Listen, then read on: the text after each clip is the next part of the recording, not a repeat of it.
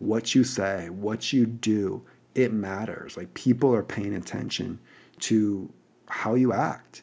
And I take that very serious. Like I know my kids are looking up to me and watching my example and how I handle adversity and how I just live my life. And Emily knows that too. And so I think that gives me a lot of purpose too, to always try to do my best and to never give up. And that's what, again, like thinking about those messages from the graduation walk, like knowing those people were counting on me, knowing Whitley was counting on us to step up, it has really brought out the best in me to just keep going and to live life with purpose.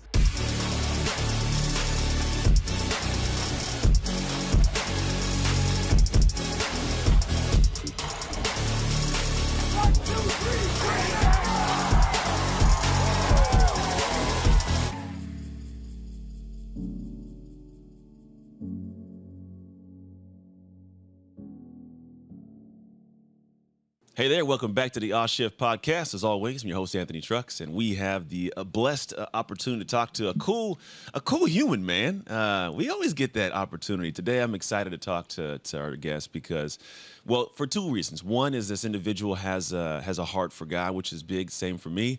And then on the other hand, it's also an individual who has a love for the game of football. Now, the game of football created a different moment in time for this person's life that changed the entire trajectory. We'll call it an Oz Shift moment because the whole podcast is based around Oz Shift moments and how successful people make shift happen. And this person has most definitely used that moment to find success, not just for themselves and their family, but also for the rest of the world, like people who are battling situations. So if you're here today and you're like, man, I've got some things going on and that are kind of, beating me up inside emotionally or something physical, it's a problem in my life. And I don't have the energy, motivation, inspiration to keep moving forward. Today you will find it. So stay dialed into this episode because we have someone who has gone through a crazy journey of life that has landed them, in places where most people would shut down. Most people wouldn't get back up, but this person got back up and has blazed a trail, who is now an international speaker, who is a person who has been on multiple different network television shows and has a documentary on Netflix called 7 Yards. And so our guest today we get to meet and hang out with is Chris Norton. How are you, man?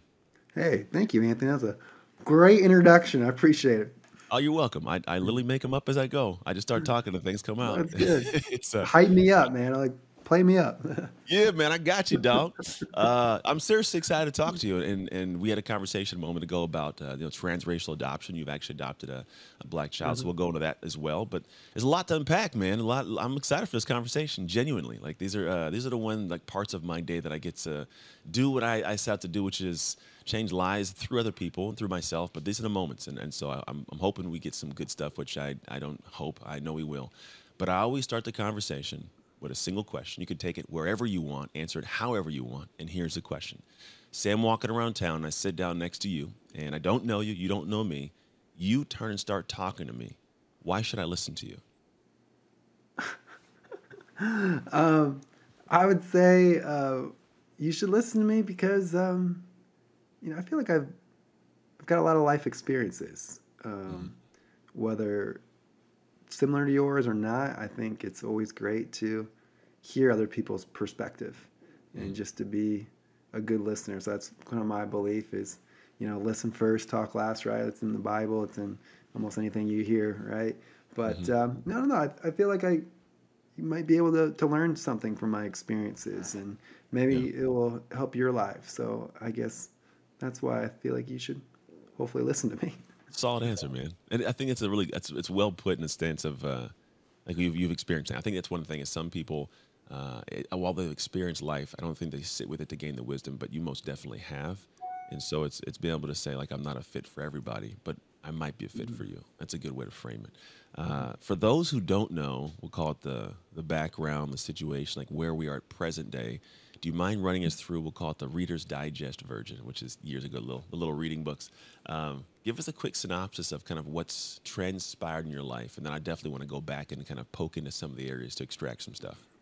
For sure. The Reader Digest version was, just a regular old 18-year-old college freshman, just big plans and dreams for myself, wanting to be an All-American football player and, meet the girl of my dreams and hopefully make enough money to own a beach house. Or better yet, the girl of my dreams family already owns a beach house. Yeah, right. And then October 16, 2010, running down, covering a kick on special teams, just mistimed my jump by a split second. Yeah. And my head collided right with the legs of the ball carrier. And I suffered a severe spinal cord injury from my Yeah. neck down. I actually lost all movement and feeling from my neck down. And I was flown out, surgery, was given a 3% chance to ever move or feel Wow. again below the neck. And that really started my huge shift in my life, Hmm. right? And Yeah. Talk about an of odd shift just, moment. yeah, it was a restart, a rebirth of some sorts, like entering a parallel universe of life as a quadriplegic, and just worked relentlessly, every day to just try Yeah. to get a little bit of movement, a little bit of feeling back, just do everything in my power to, try to take control of my future and steer it in Yeah. hopefully the right direction. And, if you do nothing, nothing will happen. But if you do something, something's possible. True, true, So man. I just kept working. I was able to get some movement back, and then went back to school and met this incredible woman. Walked across the stage of my college graduation. That would go viral. Yeah. And Saw then that. walked 7 yards down the aisle of our wedding side by Saw that side. That too. also went viral, and it's also, the Yeah. name of the movie. 7 Yards was been able to foster and adopt a bunch of Yeah. children. We have 6 kids, Hmm. seven technically, because we're fostering another one. Nice. Fostered 19 children in all. But yeah, now motivational speaker. I have a nonprofit, the Chris Norton Foundation. We Yeah. have actually a wheelchair camp starting Sunday Oh, in cool. Minnesota that I'm really excited for, bringing out families and completely free experience. Hmm. And then trying to do another, TV stuff, and Yeah. just trying to, Get inspire all out there. people. I like it, man. You're definitely doing that. That's a whole lot. It's a whole lot. You kind of, it's one of those things where, like, when I go through and tell my story, people are like, "It's a whole lot. I don't know where to start." And this is one of the few times I'm like, "It's a whole lot. I don't know where to start." Right? But I do want to start with, like, I think of, because I always listen in to say, how can I pull something for the person listening to get some benefit, right? That's always my goal in my heart for these. And one of the things my mind first goes to is the moment, right? The moment that they get settles in of, like, holy crap, I can't move anything, right? And now for some people, it's not going to be that kind of moment, but it's going to be, I lost the house, my wife left me, or these moments that are like, it settles in. What were, like, the emotions that you had in that moment, and, like, where did your headspace go, and maybe how long did it take for you to get to the mentality of, like, I can move past this? Yeah, that's definitely a long process. And that beginning moment, like laying there motionless, I was completely conscious. I Mm, wasn't in any pain. yeah, It just felt like a normal football tackle. It wasn't like a ooh ah from the crowd, like people are cringing like after watching it. It just looked like a football play, and I thought it was a football play too, like a normal one. And I just one I couldn't move, and I'm thinking it's a yeah, bad stinger, maybe yeah, like a pinched nerve, making my body temporarily numb. So they run out there, they roll me over onto my back carefully. They're asking me questions like, Chris, can you make a fist with your hand? I'm trying to make a fist, nothing's working. No matter how yeah, hard I try to squeeze my hand, I couldn't do it. And I was just like, okay, just give it a little bit of time. It'll come back. yeah, And then they're asking, Chris, can you feel us touching your legs? It's like, I can't feel a thing. And no matter, all these questions are always no. And then the more I say no and realize just how detached I felt from the rest of my body, like a floating head right, almost, like someone just flipped the power off to my entire body. The fear is starting to kind of rise up. But mm, again, as an 18-year-old happy-go-lucky guy, I'm thinking, you know what? Stay calm. It's going to work out. yeah, Bad things happen to other people. It happens to people that you might read about in the newspaper, you watch on television. Maybe it's a guest on your podcast. But there's no way, something bad can actually happen to me. Like I was immune to bad life-altering things happening to me. yeah, And slowly they called in for a helicopter.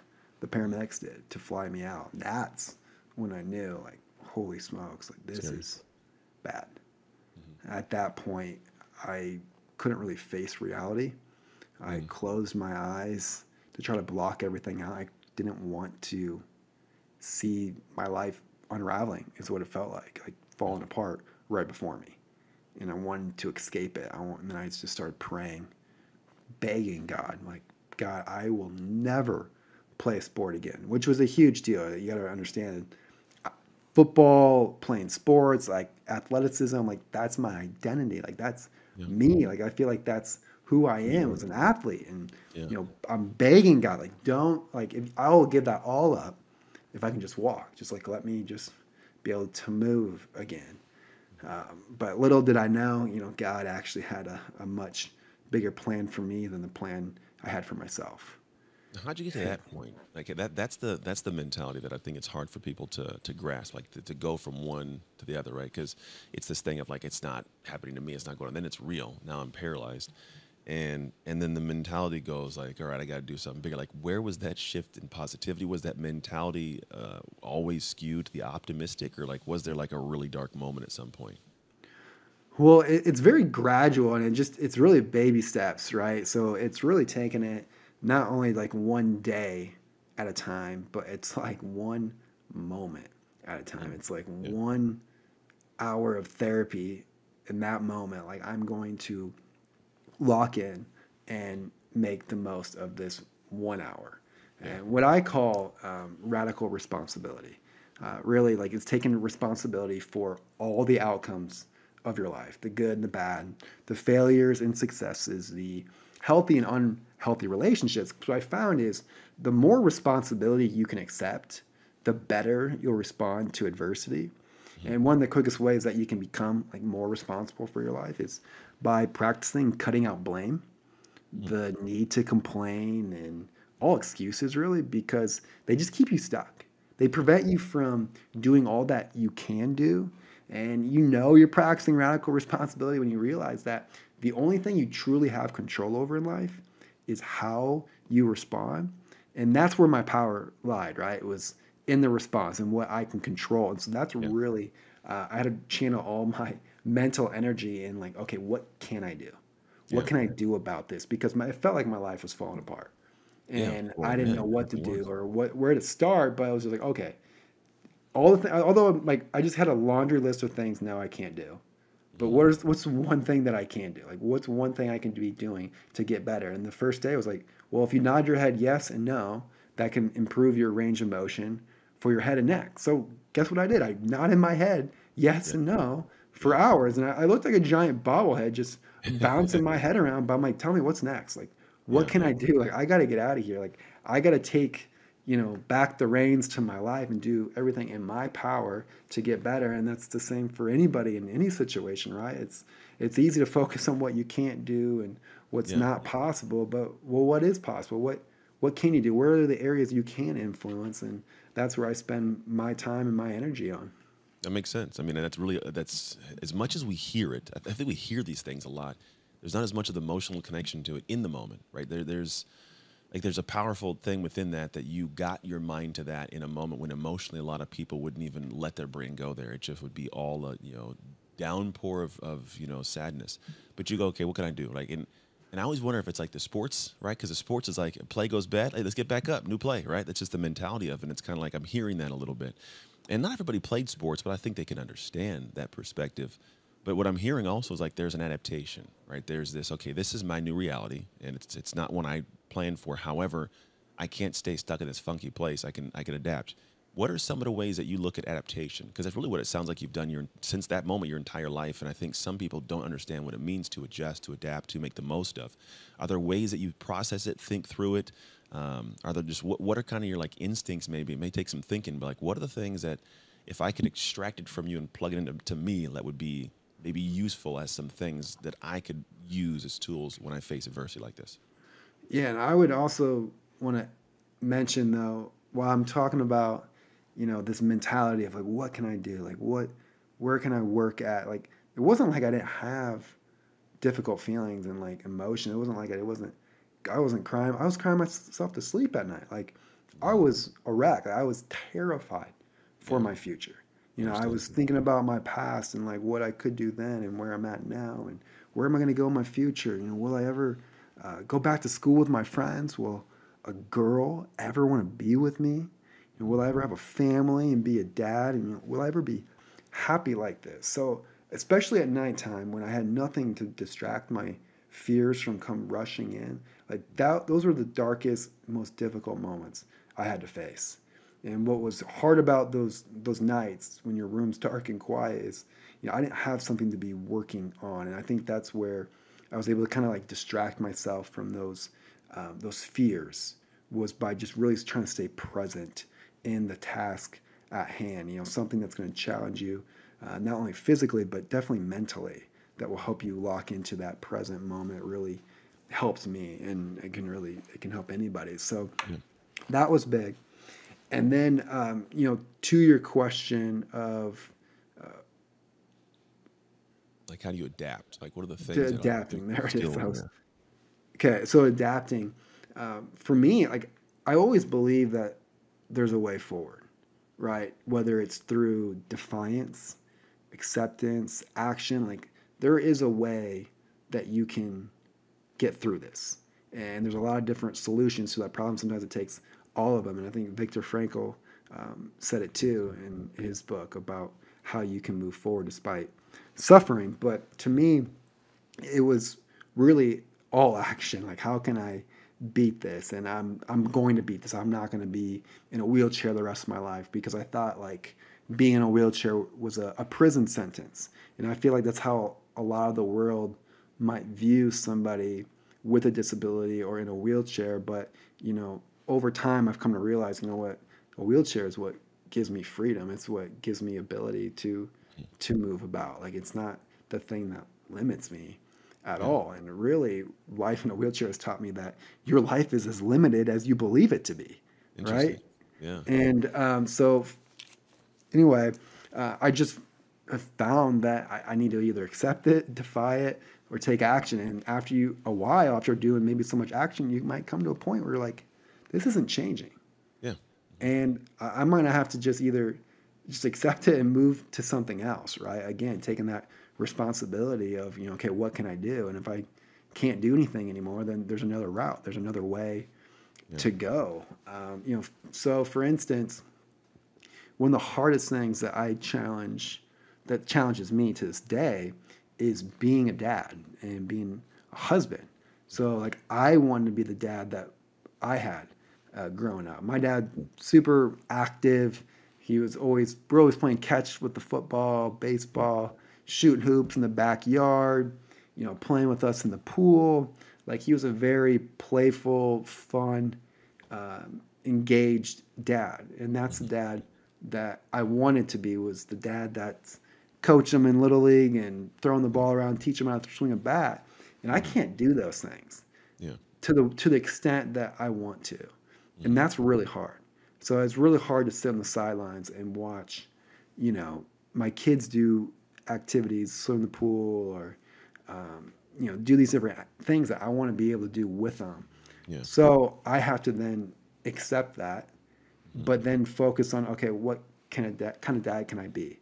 I can be a dad that's encouraging them, speaking life into them, showing them maybe through YouTube, or there's other routes that I can kind of show them and give them, the things that, I care about, although I can't do it physically the way I want to, but there's other routes that I can take to get there. And it's not the same, and that's hard, but again, like, I have to accept that no matter how hard that pill may be to swallow, but Yeah, there are ways I can do it.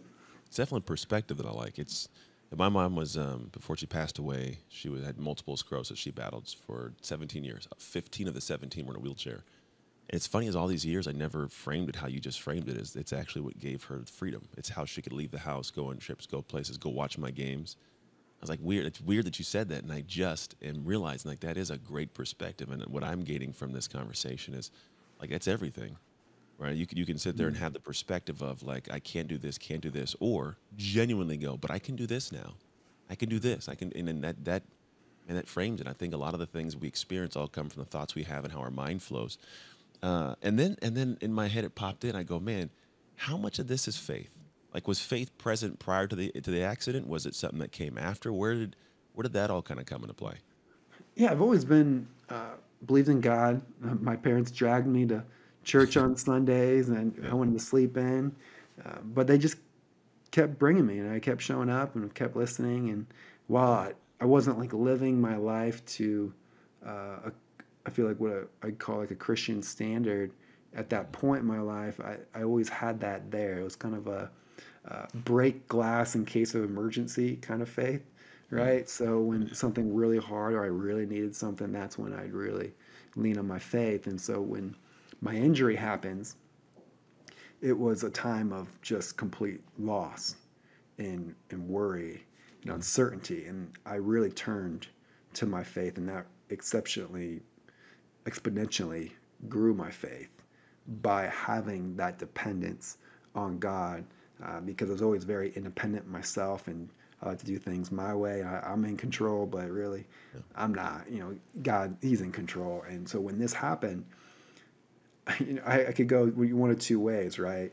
In the Bible, it says, I have plans to prosper you, to give you hope in a future and not to harm you. And it's like, what? Like, how is this giving me a hope in a future and to Yeah. prosper me? Like, this doesn't feel like it, God. But I also knew if you trust in Him and you give your heart and you believe and you put in the work, God can do miracles. He can do amazing things. Yeah. And I wanted to test that theory. Like, okay, God, I'm going to believe in you. I'm Mm. going to believe that what it said in the Bible and what you say is true, because honestly, though the latter, the of not doing it and not believing, was way much worse. Like, I know the outcome of that. Yeah. Where for this, it's like, who knows what the possibilities are. Yeah. I mean, it And seems so like I'm going to lean yeah. on you. I'm going to trust in you, and I Yeah. gave my whole heart to that and started practicing gratitude more, and it really turned things around and helped me move forward. Yeah, big time forward. I mean, you met a woman. You have 6 kids, 7 at the moment. You've been on TV. You've done more successfully in like television stuff than I have, man. Like I'm telling you, that's super cool. You got a second documentary on your life. I love it. Uh, and I think that's a testament to the perspective of the mind, because you don't have that if you don't lean into faith, or you don't have the perspective of positivity, because you just be a grump all day and no one would want to be around you. No one would like you and you wouldn't like you. And it'd just be a long life, and just the perspective has made it great. And while we're talking about the aspect of like, paralyzation, like you have some motion now for sure, but there are some people, man, who are living their lives paralyzed. Not physically in that aspect, but they don't have the mentality that Yeah, you're sharing right now. And so because of that, they're not living life as full as even you are, with yeah, different able, abilities. I would love to, like, let's uncover some of that. I want to hear about like your wife. I think Emily is her name, and the whole journey of kids. Like I'd love to hear about that, because my quick little like social media checkup. I was like, man, you guys, you look like a happy family. Like I'd hang hmm out with you guys. Look like you're fun people, oh man. yeah. But yeah, I like think how did that whole thing work? um, yeah. So when I met Emily, early on, I knew like she had a heart and a passion for kids, Yeah, especially kids who have come from, very unloving places. And she knew from a very young age that's what she wanted to do, was yeah, to help people know they're loved. So I learned that. She told me about the foster care system and all. I mean, that was all new to me. I lived in a little small town bubble that, I just thought everybody had parents like mine and had families like mine. Like I had a great upbringing, and I now realize just how blessed and how fortunate I truly am to have a family like I do. But she really introduced me to a whole new world that I was oblivious to and naive to. And so one of the people that she introduced me to was Whitley. It was a girl that she was mentoring very closely for the last 6 or 7 years, and she's in the foster care system. And we got to know her really well, and they just had like a very special kind of motherly daughter bond, when they were only 6 years apart. yeah. Well, we're in Florida. We just got engaged, and the phone rang, and it was Whitley. Mhm. And I could hear through the sobs on the phone. She asked, "Will you please be my foster parents? Mm. No one wants me, and they plan on putting me in juvenile detention until I age out of the system." So Mm. she was 17 years old at this time. Yeah, And so Emma and I are talking like, what do we do? Like, are we fit to be parents at such a young age? We were only 23 and 24 years old. hmm, We're still figuring out our own lives, yeah, let alone taking care of a 17-year-old. And do we have the time, the money to pull this off? But more importantly, we talked about what would happen to Whitley if we did nothing. And, she was counting on us to step out because no one else was. And Yeah. so we said yes. We brought her into her little apartment, and, our goal for her and her own goal was to graduate high school on time. Mhm. And we had, plenty of ups and downs, but I'm really happy that through those 8 months that she was with us, she graduated high school on Nice. time, which was a huge achievement for Mhm. her. And so that was the start of our foster care. And she moved out after she graduated. She wanted to be on her own. Yeah. And we opened our home for them, one little kid. And I Yeah. thought that was a sweet spot.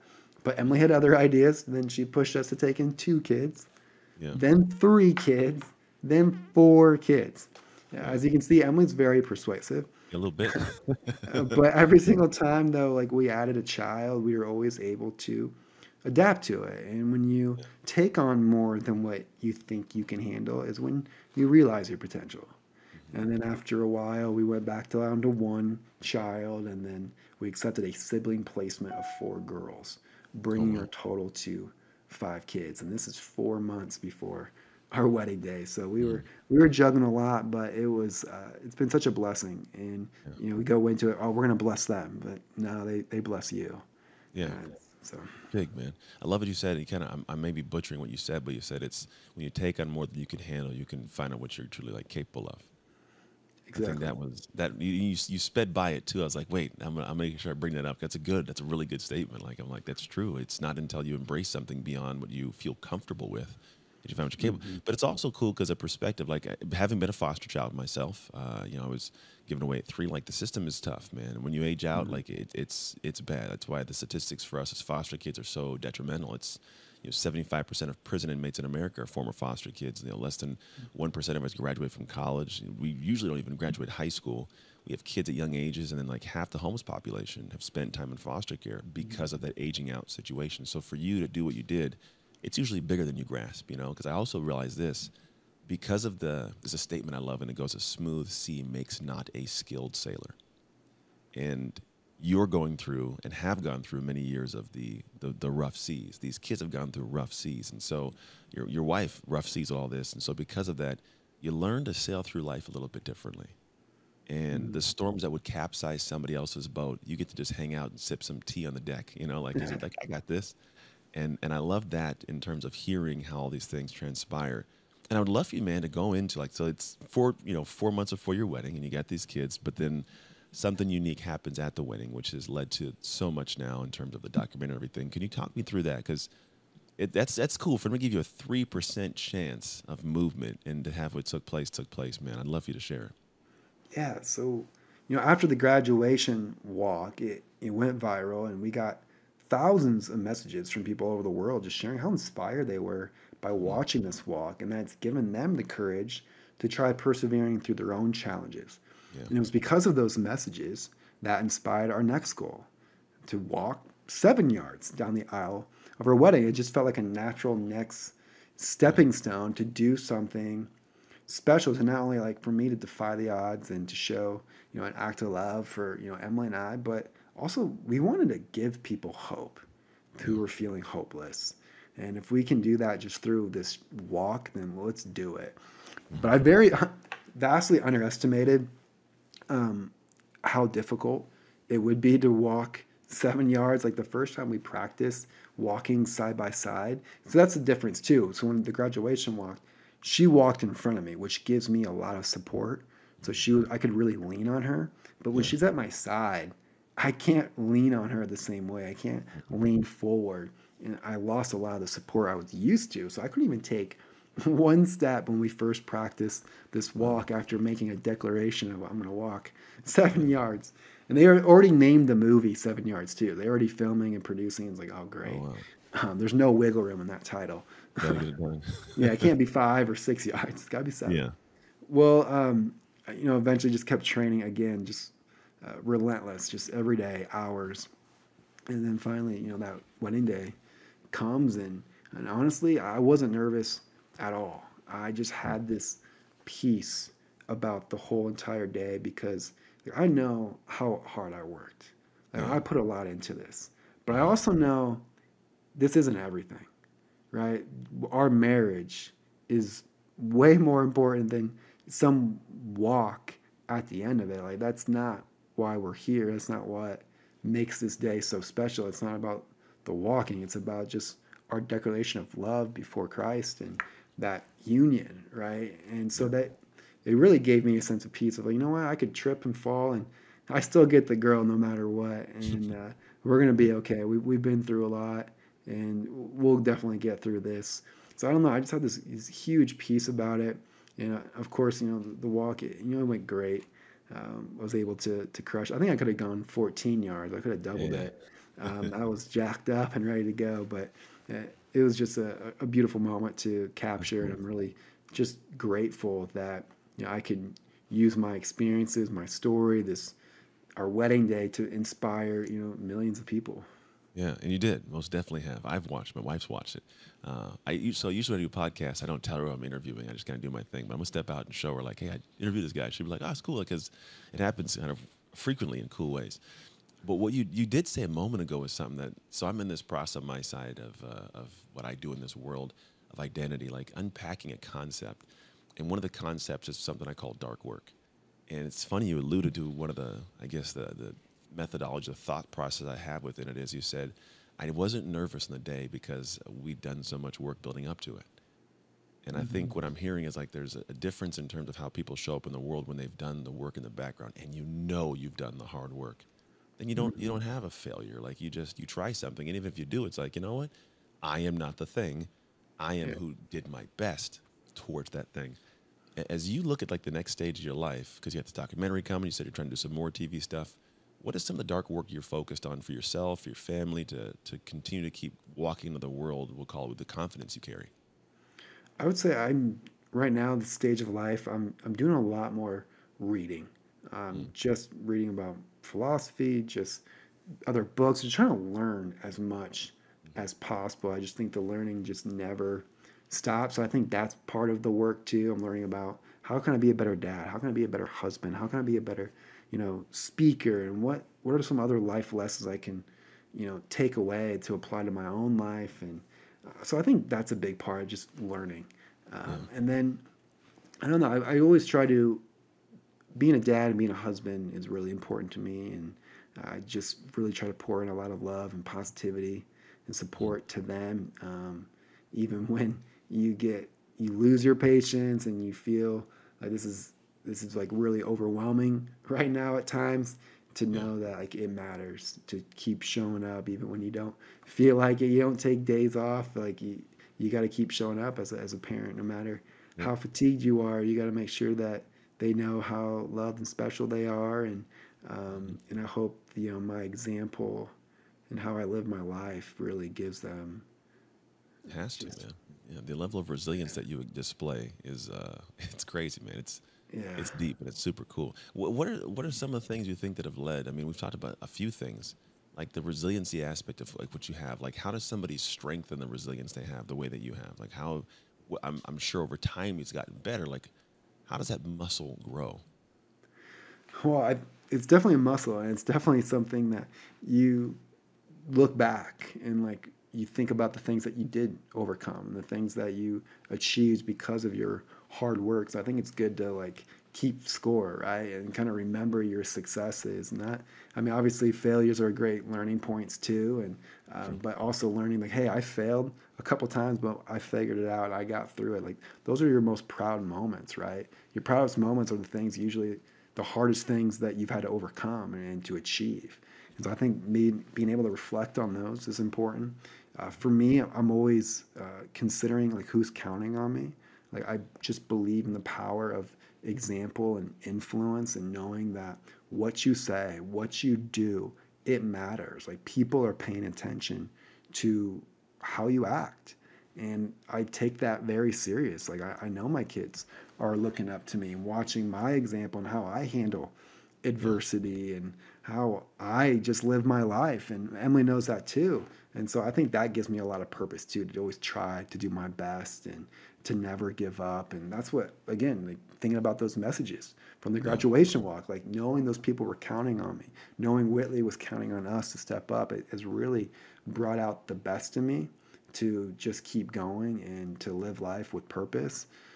And that's really strengthened my resilience as well, because if you don't really have much of a purpose or a reason to keep going, it's hard to keep going. Like, Yeah. I'm not going to lie. But if you can find a purpose or something that's bigger than you, Hmm. that can help sustain the moments when you feel like you don't have enough, that's really powerful. I'd fully agree, man. 100%. Because there's always moments where you're like, "Ah, I don't want to do this," but then if there's something beyond you that you're not doing it for, it's interesting. We will quit on ourselves. We won't quit on others. It's a weird dynamic of how us humans work. I don't even know why that works. I force myself a lot to do things I don't want to do, but I think it's necessary. Well, you did allude to something within the process too, of like what you just explained, like your wife and Whitley, and like how much does your wife play a role in all this? Like it's obviously you can't do these things alone. I can't do what I do alone. Like my wife's a humongous balance to my yin and my yang, right? But how's like we'll call it the power of teamwork between the two of you allowed all these things to take place in your life? Oh, definitely. I mean, when Emily came into the picture, we started dating. She actually became my toughest trainer. I'm not Wow. even exaggerating. She was always Yeah. pushing me to take, one more step, do one more walk. She's pretty intense. Yeah. And after a while, I walked better with Emily than any of the therapists I've ever worked with. And I actually knew, like, when we were training, like, Emily has to be the one who would help me walk across the stage of my college graduation. And Yeah. in fact, I actually had this brilliant idea to pack in even more to that graduation weekend by proposing to Emily the day before. And I was Oh, 10 times more nervous for the proposal than the walk in front of thousands of people. And yeah. thankfully, she said yes. Otherwise, that next day would have been Would awkward. have been weird. But but it all worked out. But it's just to show that, like, Emily has always been somebody that, like, brings out the best in you. She has high standards for herself. She has high standards for everyone, and it's just you just want to be excellent. You want to be kind. You want to be giving because she's so giving and thoughtful and just cares about everyone. It doesn't matter, where you come from, what you look like. It doesn't matter. Like, she just loves people, and you Yeah. can't help when you're around her love on others and just learn from her example and encourage you to just be a better version of yourself. So, I mean, she's been an unbelievable support team member. Yeah, it's only she's real big on helping people make shift happen. So we call it make shift happen, right? That's right. It's creating and doing things at different levels. And the two of you and like in your relationship, there's definitely probably been dynamics. We all have growth and dynamics as we age Mhm. and find new things and stuff. How have you guys found like the shifts together have taken place? Like what does that look like? How maybe has it strengthened your relationship? Has it, taken to new levels? Or what have those moments done for you guys that allows you to serve at the level you do? I mean, one of the things that, like, jumps out at me was, when we first started living together, and she took on a lot of, like, caregiving responsibilities for me. So like, balancing of, like, while she's caring for me, like, for things I can't do Yeah. physically, but also making sure I'm appreciating her, that there's the other side to that relationship, that she's my wife too. Mhm. So just making sure, like, the relationship is the priority, and also acknowledging her for, all the things that she steps up to do, was like a big learning thing for me, of just really vocalizing, um, you know, how awesome she is and how much she does. And that's a big thing. And then also, Emily went through, fell into a pretty dark depression, Mhm. and was dealing with that. And I'm trying to be there for her. And I think that really strengthened a relationship of just, for me, of how to support someone with mental health. I was fortunate, although, I went through a life altering thing. I never Mhm. actually, like, went to that place of, Yeah. like, a depression that I couldn't get out of. Mhm. And she went there, and that was a learning thing for me, and mental health, and she learned a lot from that as well, that experience. And she's been able to get herself, out of that place. But that, again, that really strengthened our relationship as well, just because you learn from the challenges. Yeah, beautiful, man. And that's sir. I think that's everybody has their own battles in a relationship, and it's beautiful to know that you guys have come out the we'll call it the brighter side of the darker moments, right? It's tough. It's a journey. It's funny as I'm listening to you talk too. My cousin actually maybe about months ago. I want to say like probably 6-ish months ago. Like he fell asleep at the wheel, ended up in a ditch. I think he severed his spine, and he's kind of going through the same journey as you. Mm, And I'm most definitely going to share the episode with him. Shout yeah. out to him. And man, it's interesting to just see the perspective, the mentality. I think it's a beautiful thing to be able to have you on display in the world the way you are showing up because it's big, and the world needs more of that. And I know you had alluded to wanting to talk to, the aspect of transracial, we'll call it, Hmm. upbringing, because that's a whole new direction. Like it's a whole new Yeah. challenge you took on. it's Oh yeah. Which is cool because not many people will do that, let alone with all the other things going on in the dynamics of life. What was the drive? Because it's foster care to adoption is a different monster, right? When you've adopted a kid, it's a whole different, it's a different journey. What was, I guess, the catalyst to you guys going, okay, foster kid, cool. I now want to adopt these kids. What was that journey like? And then kind of what's it looking Uh-huh. like now for you guys? Yeah. I mean, you bring in these kids and you just fall in love with them, so fast. And with the little boy that we're referring to, Keandre, when he came to us and just had the biggest smile, you just instantly love him and knew like we if it was available, if it was an option, like we wanted him to be part of our lives forever, whatever that would look like. And once he was available for adoption, and it was a no-brainer for us to take him in. He was just part of our family, and so that it's not it is an easy decision because it's a big life decision, but it is an easy decision because you just know in your heart, like, wow, I love this kid. Like they're mine. Like they belong with us forever. They don't need to be blood relation to make Yeah. this real or official. It's what's in the heart and like how you feel about them. That's home and that's a family. And Hmm. uh, and then obviously, like I told you before we started recording, though, like doing a transracial adoption, we want to be the best parents possible for him, and we want to understand every dynamic, and especially the ones that we don't know a lot or have experience ourselves. So I'm just curious to actually learn from you, just like what what did your family do that really helped you, Hmm. and maybe what are some things that maybe would have made the experience better or they could have done better. Damn, there's a lot of different things. One question is how present are his parents? They're His mom is no longer here, and then Gotcha. the dad's been completely Yeah, absent. it oddly will make it easier. Like my dynamic was difficult because I had my biological mom, and I wanted to go back to that household. So I didn't let them love me for a long time. If that makes sense. Like I Hmm. kind of built that wall, and then I think past that it was it's a journey of ups and downs, and I think I tested my parents probably more than I should have, Hmm. and they loved me past the crazy. That's one of the most important things I can express because foster kids, man, all we know when we're young is these adults, we can't trust them, for whatever reason, whether it's the foster system of the social worker, of the parents, of whatever it may be, the foster homes at times, you can't trust. And then so we test them to see if we can. And then when you can, like, it's a different opening. But I think the Hmm. biggest thing is it was always something where I was able to explore my biological side and my parts of my without any apprehension, without any Hmm. joking or poking or why do you want to do that? None of that. It was always like, yeah, let's do it. And so there's always been kind of that openness for me to explore. And then what happened is, as opposed to them being a blockade, they became like a partner in crime. Let's go find this Hmm. stuff out. And I think that was when I look at it, one of the most beneficial pieces of it. It was never something where I was like having a mom who felt, like, well, what if he goes and finds and talks to his real family, his mom, and then he doesn't want to be part of Hmm. our family? Like, she never had that thought, and I never had the thought, to be honest. I never like I'm gonna leave this family. This is my family, Yeah. and but in doing so, like I got to have someone to confide in, to have conversations, to trust, and so that became this Hmm. usherance into it.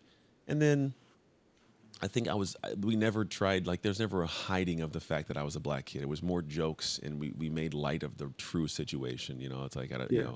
even to this day, I still make jokes and stuff about it when I'm on stage and I show a picture of us, and I'm like, yeah, I'm the kid that's tucked in the corner. I'm blending with the background a little more than them. Like, you just, Yeah. we made light of it because Yeah. the reality is in my home, there was a ton of love, ton of acceptance. Never Hmm. once felt like I didn't belong or was an outcast. And I think if you can lay that foundation, you guys are Yeah. fine. If the every person needs to have that safe space that they call home. I think every person, and not just you say it, but like you feel that that's my place. If Mm-hmm. you create that space, and part of it is structure, part of it is holding the line, and when it's they say you can't do this and you do this. Here's the rule. Here's your punishment. Like even those kind of things, Yeah. there's stability in knowing that there's a base of stability there, right? I think you create that, then what happens is as he ventures into the world, he'll always know where home is at. And so you'll always have that base, that connection. And I think also the more that you have moments of connection, like if you can deepen the bond of relationship there, it's whatever he's curious about or he wants to know about or wants to talk about, just be the friend, man, in that aspect. Still be the Mm-hmm. parent, right? But be the person Yeah. that they get to have that development because we as humans, there's actual studies around the amount of time spent with somebody and our connection to them and our loyal to them ongoing. You know, I have siblings who I did not grow up with that have I have a different connection to them than I do my foster siblings that I grew up with that aren't my blood. And so in that dynamic, it's like it's just the time spent. So I Yeah. think if you guys can just obviously you're doing it already, spend the time, be Mm-hmm. present, have the conversations. You're gonna have the people that poke and prod at you and they say their things because like white people can't raise a black kid. How you know what to do with his hair? That kind of same dumb stuff. It's like, dude, YouTube exists. There's Yeah. more on YouTube than you can imagine. So the idea is to go and do it all, realizing that anybody who does even speak in the opposite or in negative aspects of what it is, I always look at it as what kind of darkness are they going through that would have them feel the need to try to demean someone trying to do great.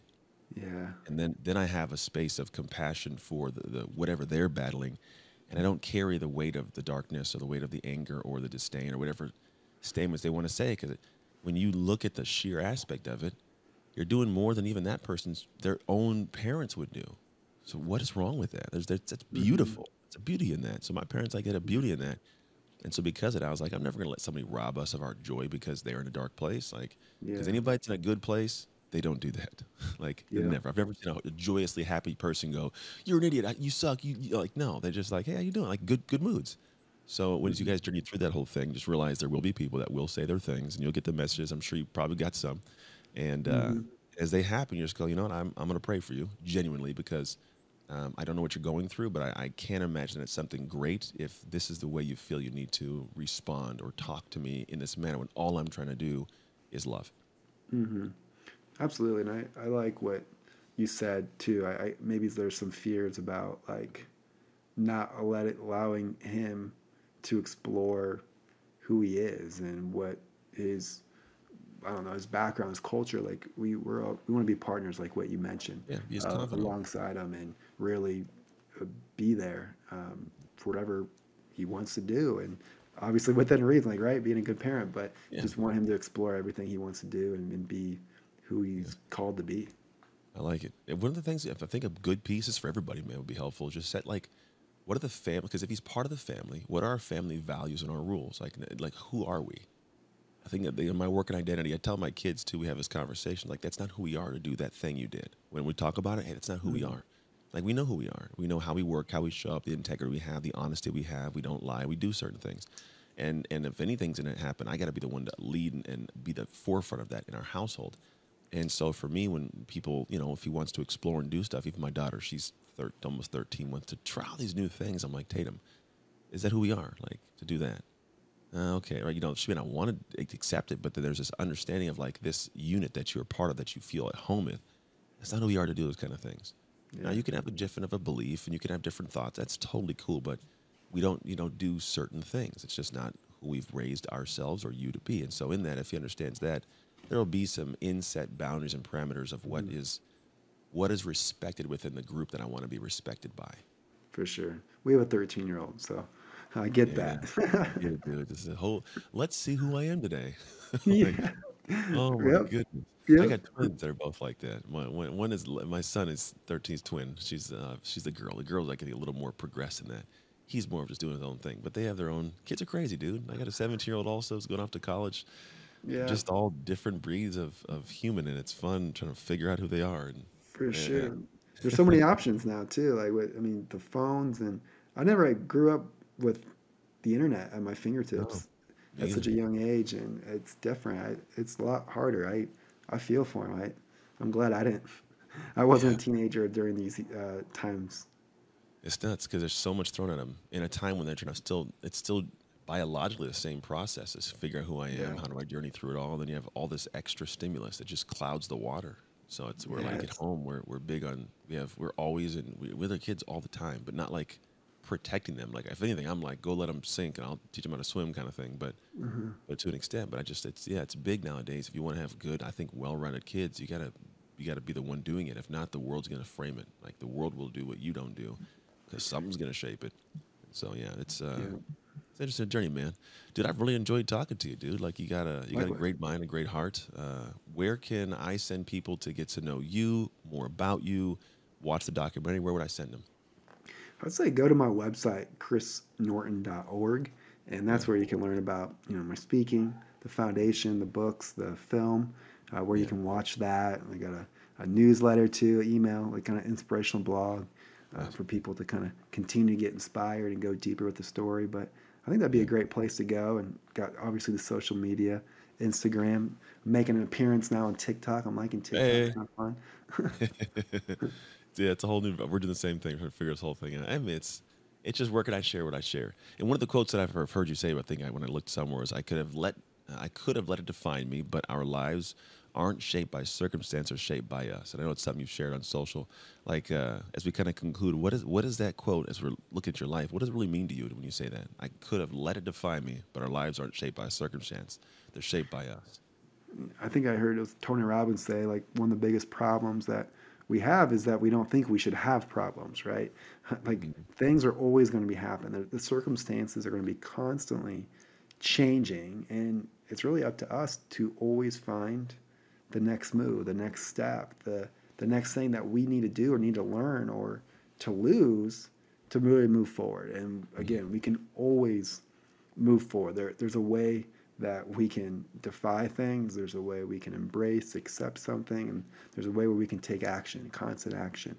Mhm. And for me, that's just how I live my life. Like when one door closes, I'm going to look for another door or break it down. Like I just got to keep moving, keep that momentum, the creativity, constantly, again, adapting. I know we talked about that earlier, but Mhm. that's what it really means to me is to never stay stuck. You're going to feel stuck and it's going to appear stuck, but you're only truly stuck when you stop working, when you Yeah. stop trying, you stop looking for alternatives and ways that you can move forward.